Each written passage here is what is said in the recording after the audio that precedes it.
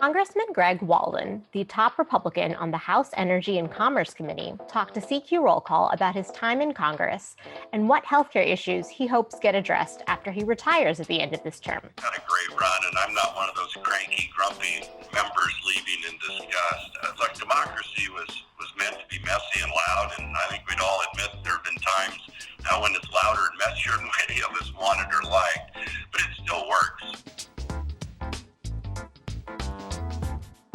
Walden is currently the ranking member of the committee, but in his time as chairman, he helped spearhead a wide-ranging 2018 opioid law and worked with other Republican leaders to try to repeal the 2010 health law, also known as the Affordable Care Act. Walden remains optimistic about the possibility of passing legislation to stop surprise medical billing.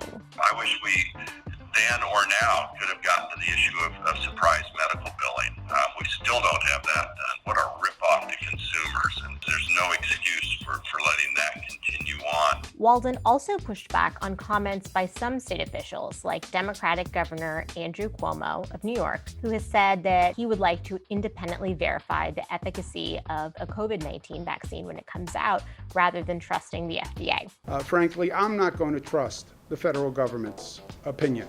Some of these governors, they should be ashamed. They should be ashamed of themselves because they are creating further fuel on the fire of vaccine hesitancy. They are scaring people who will believe that somehow this is tainted or not thorough. It is one of the lowest forms of political partisan hackery, that's even a word, that I've seen. If you watch, now that selection gets certified, I'll bet most of that drops off the table. While many lawmakers think that Congress has gotten more partisan over the years, Walden says he thinks the opposite. I think there's a healthy dose of bipartisanship, and I actually think it's more now than before when you look at the problem solvers. That's a new force here.